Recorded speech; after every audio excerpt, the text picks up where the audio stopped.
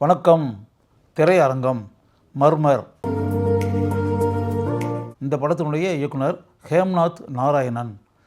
ஒரு மாறுபட்ட கதைக்கருவை இவர் எடுத்திருக்கிறார். எப்படி மாறுபட்ட கதைக்கரு அப்படின்னா, ஜவ்வாது மலை இருக்கு இல்லையா, அந்த பகுதியில் சில விஷயங்களை கண்டுபிடிப்பதற்காக 2 இளைஞர்கள், 2 இளம் பெண்கள், இவங்க எல்லாமே யூடியூப்பில் பணியாற்றக்கூடியவர்கள், யூடியூபர்ஸ். இப்படி இருக்கக்கூடிய இந்த 4 பேரும் ஜவ்வாது மலை பகுதிக்கு, காட்டுப்பகுதிக்கு போகிறார்கள். எதுக்காக போகிறாங்க அப்படின்னா, இதுக்கு முன்னாடி அங்கே பல மர்மமான சம்பவங்கள்லாம் நடைபெற்று இருக்கின்றன. அந்த காட்டுக்குள்ளே போனவங்க பல பேர் திரும்பி வரல, காணாமல் போயிட்டாங்க. அப்போ ஏன் அவங்களாம் காணாமல் போனாங்க, ஏன் திரும்பி வரல அப்படின்றது அந்த பகுதியில் ஒரு மர்ம பின்னணி கொண்ட சம்பவங்களாகவே ஆகிவிட்டதால் அந்த காட்டுக்குள்ளே யாருமே போகிறது இல்லை. போனால் உயிரோடு திரும்பி வருவோம் அப்படின்ற நம்பிக்கை இல்லாதனால, பயத்தினால அந்த பகுதியில் இருக்கக்கூடிய கிராமத்தைச் சேர்ந்த மக்கள் யாருமே காட்டுக்குள்ளே போகிறது இல்லை. இதை பற்றி கேள்விப்பட்ட 4 யூடியூபில் பணியாற்றக்கூடிய இந்த தலைமுறையைச் சேர்ந்தவர்கள் இதற்கு பின்னால் இருக்கக்கூடிய உண்மைகள் என்ன அப்படின்றத கண்டுபிடிக்கணும் அப்படின்ற எண்ணத்தோடு அந்த பகுதிக்கு செல்கிறார்கள். படத்தினுடைய ஆரம்பத்திலேயே ஒரு டைட்டில் போட்டுறாங்க. இந்த காட்டுப்பகுதிக்கு உண்மைகளை கண்டுபிடிக்க வேண்டும் என்று வந்த 2 ஆண்கள், 2 பெண்கள், இதில் யூடியூப்பில் பணியாற்றக்கூடியவர்கள் காட்டுக்குள்ளே போனாங்க. அவங்க திரும்பி வரலை. ஆனால் அவர்கள் எடுத்த ஆவணப்படம் இருக்குல்ல, அந்த ஆவணப்படத்தின் மூலமாக என்ன நடந்தது, என்னென்ன சம்பவங்கள் நடைபெற்றிருக்கின்றன, அவர்களுக்கு என்ன நேர்ந்தது அப்படின்னு சொல்லி அவர்கள் படம் பிடித்த ஆவணப்படத்தில் பதிவாகி இருக்கின்றன. இப்போ நீங்கள் பார்க்க போகிறது அந்த ஆவணப்படத்தை தான் அப்படின்றத ஆரம்பத்திலே போட்டுறாங்க.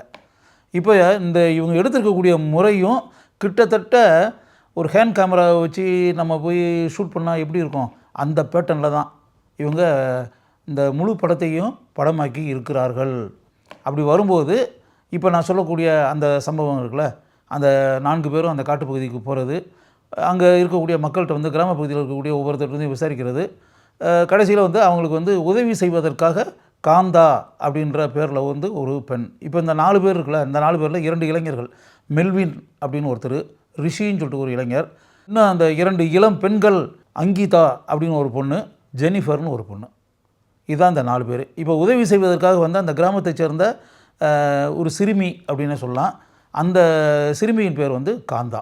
இப்போ காட்டுக்குள்ளே இந்த 5 பேரும் போயாச்சு.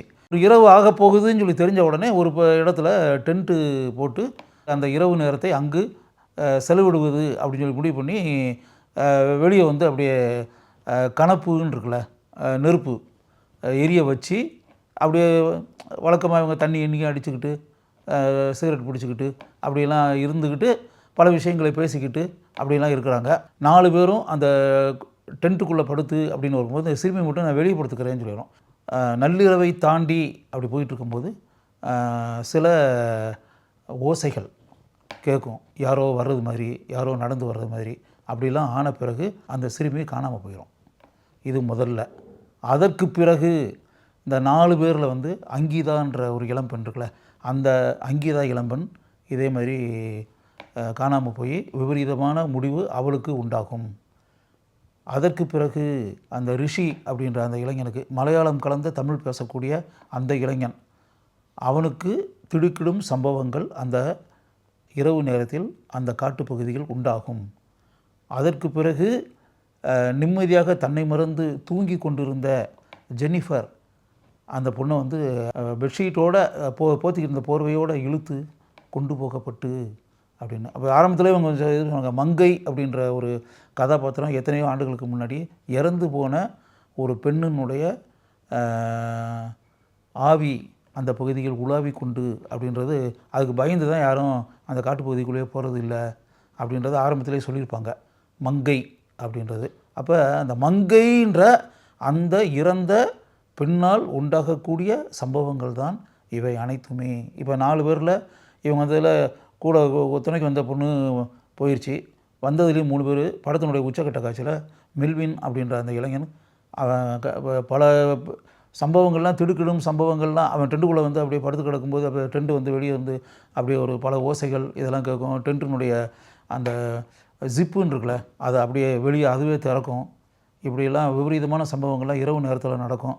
இதையெல்லாம் தாண்டி ஒரு குளம், அந்த குளத்தில் வந்து 7 சப்த கன்னிகள் 7 பேர் குளிச்சுக்கிட்டு அப்படின்ற மாதிரி அந்த இரவு நேரத்தில் அந்த காட்சியை கூட அவன் பார்ப்பான் தூரத்தில். அப்போ வந்து அவனுக்கு அங்கு அதிர்ச்சி தரக்கூடிய ஒரு சம்பவம் நடக்கிறது. அதோடு அவனுடைய கதையும் முடிகிறது. 5 பேர் அந்த காட்டிற்குள் போனவர்களுடைய முடிவு என்ன ஆனது, எப்படிப்பட்ட அதிர்ச்சி தரக்கூடிய சம்பவங்கள் அந்த 5 பேருக்கும் நடந்துச்சு அப்படின்னு. இப்போ நடைபெற்ற அந்த சம்பவங்கள் இருக்குல்ல, இது எல்லாமே வந்து இவங்க கையில் வச்சுருக்கக்கூடிய கேமராவில் வந்து முழுக்க முழுக்க படமாகி இருக்கின்றன.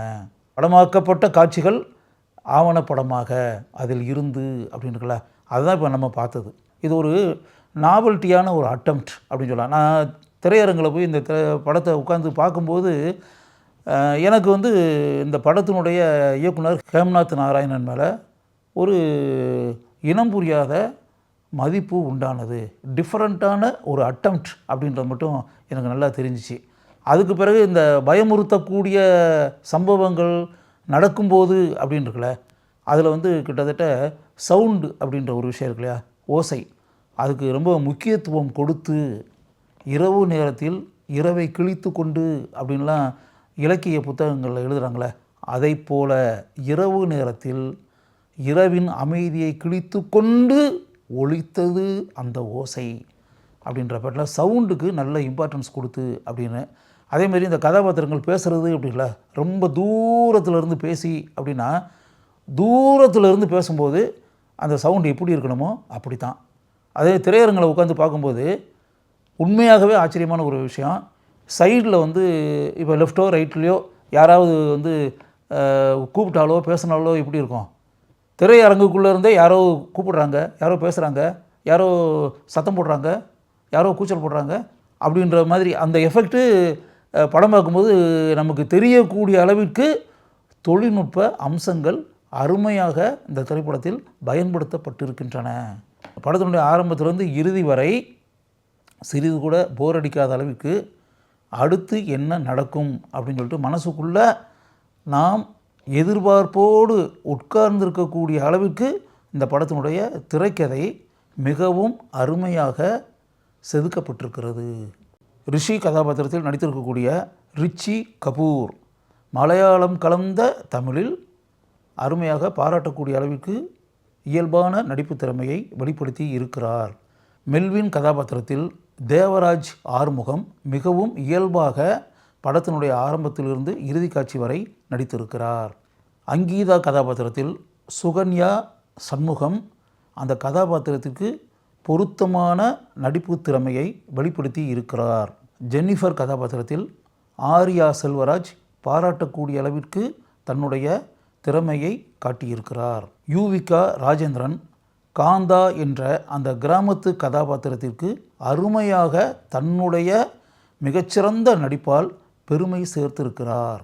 மொத்தத்தில் மாறுபட்ட ஒரு கதை கருவை எடுத்து அருமையான திரைக்கதையுடன் படம் பார்ப்போர் மனதில் இந்த படத்தினுடைய காட்சிகள் நிரந்தரமாக தங்கி இருக்கக்கூடிய வகையில் திடுக்கிடும் சம்பவங்களை வைத்து புதுமையான தொழில்நுட்ப அம்சங்களை பயன்படுத்தி ஒரு வித்தியாசமான திரைப்படத்தை இயக்கி இருக்கிறார் என்று இந்த திரைப்படத்தை பாராட்டக்கூடிய அளவிற்கு ஹேம்நாத் நாராயணன் இந்த படத்தை இயக்கி இருக்கிறார். இந்த மாறுபட்ட முயற்சியில் இறங்கியதற்காகவே ஹேம்நாத் நாராயணனை நான் முழு மனதுடன் பாராட்டுகிறேன்.